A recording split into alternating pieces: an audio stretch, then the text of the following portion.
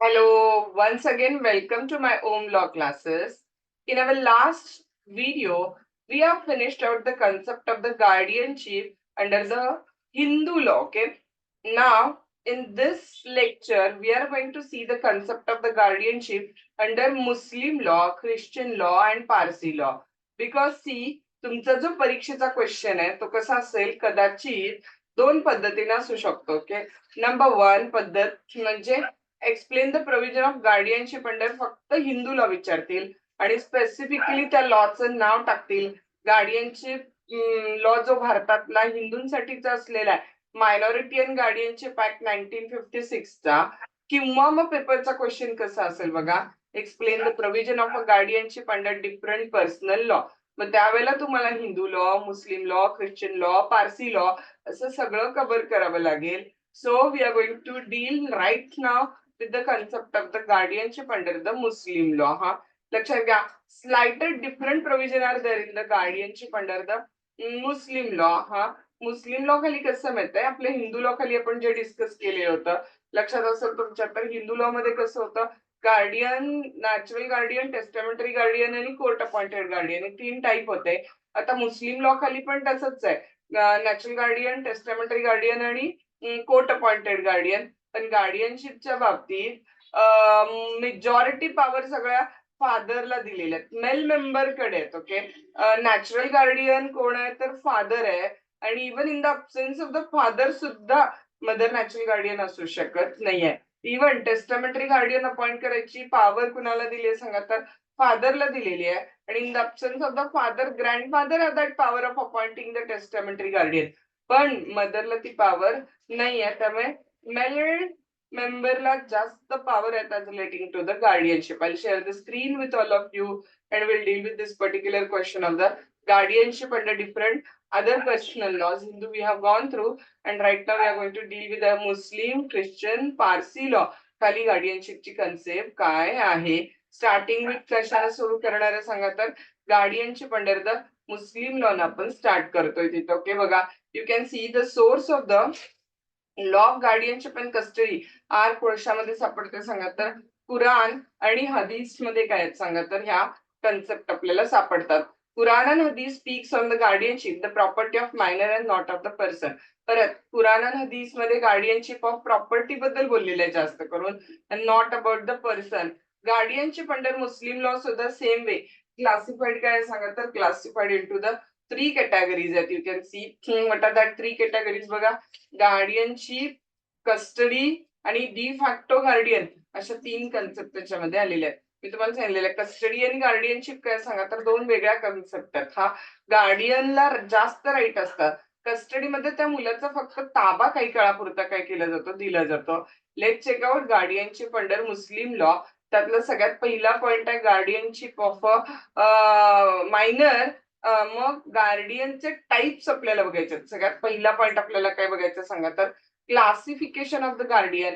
And as I already told you the first guardian कोण आहे बघा सांगा, मुस्लिम लॉ खाली सुद्धा तर नॅचरल गार्डियनच आहे. हा in all school of the both Sunnis and the Shias the father is recognised as a guardian. कोण आहे सांगा, नॅचरल गार्डियन फादर आहे. The mother in all schools of Muslim law is not recognised as a guardian.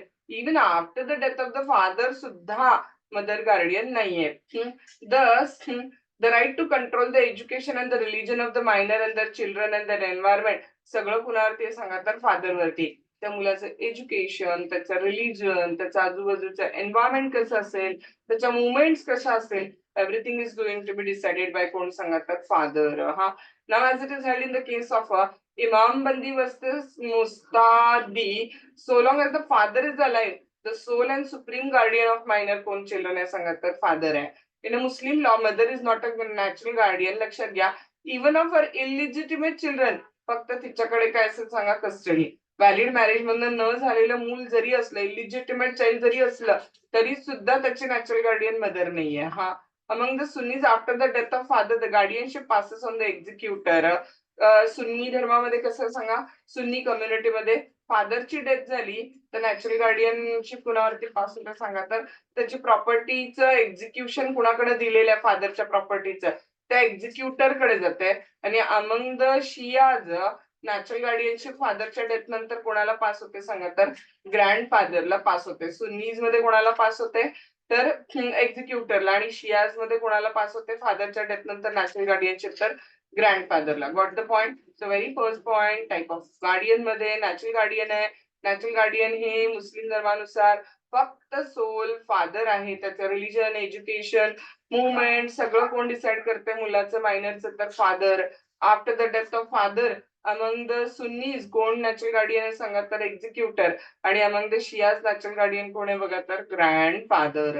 Now second guardian कोण आहे सांगा, testamentary guardian. म्हणजे तुम्हाला माहिती आहे विलच्या थ्रू अपॉइंट केलेले ते टेस्टामेंटरी गार्डियन आहे. Okay. Among the Sunnis the father has all the power of making a testamentary appointment of the guardian. Testamentary appointment पण कोण करते सांगा, तर सुन्नी.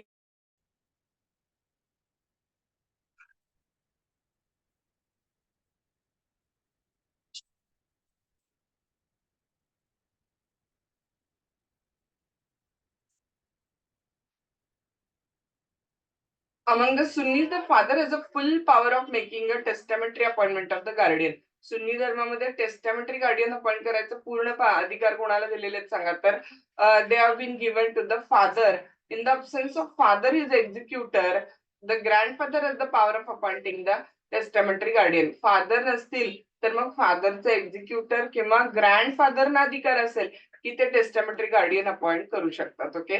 Among the Shias, the father appointment of the testamentary guardian is valid only if the grandfather is not alive. Okay. शिया धर्मात मात्र ना testamentary guardian appoint करायचा अधिकार ग्रँडफादरला आहे. आणि फादरनं जर टेस्टामेंटरी गार्डियन अपॉइंट केलं तर ते व्हॅलिड तेव्हाच असेल जर ग्रँडफादर अलाइव्ह नसतील तर. म्हणजे ना ग्रँडफादर नसतील तर टेस्टामेंटरी गार्डियनची गरज आहे. ग्रँडफादर जर अलाइव्ह आहे तर तुम्हाला टेस्टामेंटरी गार्डियन म्हणजे विल करायचीच गरज नाहीये. कारण वडील जर अनफॉर्च्युनेटली आजोबांच्या आधी वारले तर आजोबा आहेत ना ते त्या मुलाची काळजी घेतील. त्यामुळे जर आजोबा असतील तर टेस्टामेंटरी गार्डियन अपॉइंट करायची गरजच नाही. असं कुठे कन्सिडर करतात सांगा, तर शिया धर्मात कन्सिडर करतात इथं. The grandfather also has the power of appointing testamentary guardian. No other person has such a power. Both Shia Sunnis does not recognize the power of appointing to the mother. लक्षात घ्या. सुन्नी धर्मात सुद्धा आणि शिया धर्मामध्ये सुद्धा मदरला testamentary guardian appoint करायचा पण अधिकार दिलेला नाही. आणि मदर स्वतः सुद्धा टेस्टामेंटरी गार्डियन असू शकत नाहीये. Okay. It is only in the two cases mother can appoint the testamentary guardian. हा फक्त दोनच सर्कमस्टन्सेस मध्ये मदर टेस्टामेंटरी गार्डियन अपॉइंट करू शकते बघा. The guardian must accept the guardianship. Such acceptance may be expressed or valid. But once the guardian accepted the guardianship, it cannot be renounced without the permission of the court. हा guardianship accept करायला पाहिजे. मी तुम्हाला Hindu law शिकवताना पण सांगितलेलं आहे की कुठल्याही गार्डियनवर कंपल्शन नाही की त्यांना ती गार्डियनशिप ऍक्सेप्ट करायला पाहिजे. हा पण एकदा ऍक्सेप्ट केला तर मग ते तुमच्यावरती बाइंडिंग झालं आणि कोर्टाच्या परवानगीशिवाय ती सोडता येणार नाहीये. मुस्लिम law does not lay down any specific formalities for appointment of a testamentary guardian. Okay. Testamentary गार्डियनच्या अपॉइंटमेंटच्या असं कुठल्याही स्पेसिफिक फॉर्मॅलिटीज नाही आहेत. ओरली अपॉइंट करू शकता, रायटिंग मध्ये अपॉइंट करू शकता, नो इश्यूज. ओके. देन तिसरा प्रकार काय बघा, guardian appointed by the court. Actually original Muslim धर्मानुसार जर नॅचरल गार्डियन किंवा टेस्टामेंटरी गार्डियन फेल झाले तर काझी, जे मुस्लिम धर्मगुरू आहेत, Kazi was entrusted with the power of appointment of the guardian of the Muslim minor. Okay.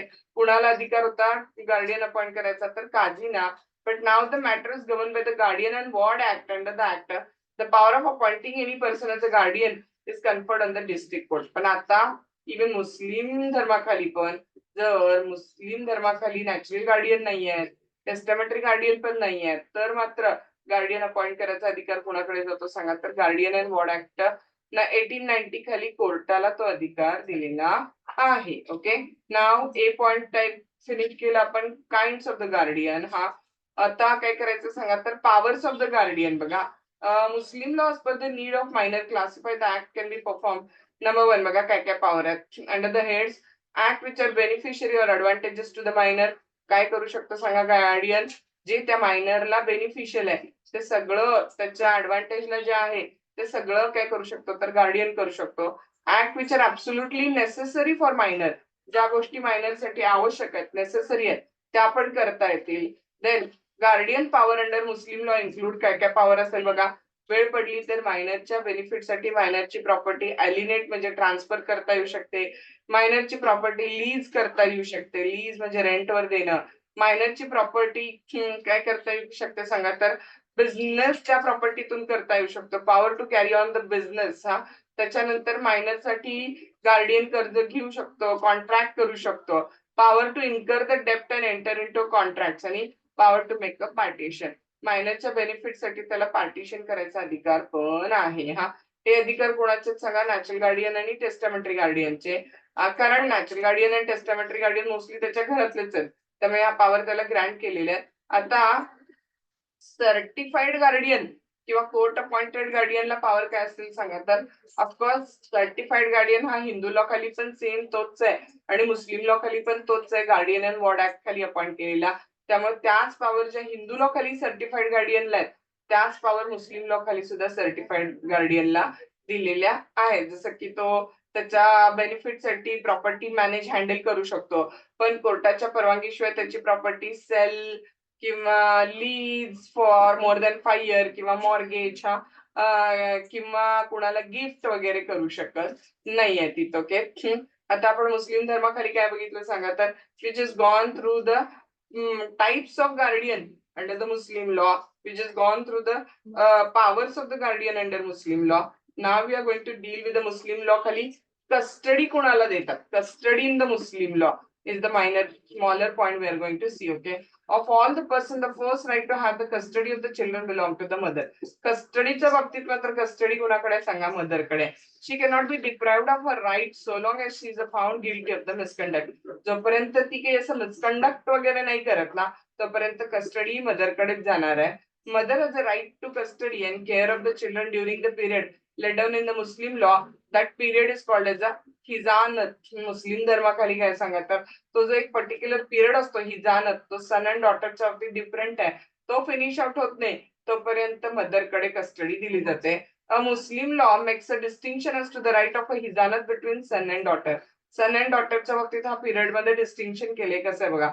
Sun among the Hanafis the mother right on the custody of the son come to an end at the age of the 7 year of the son.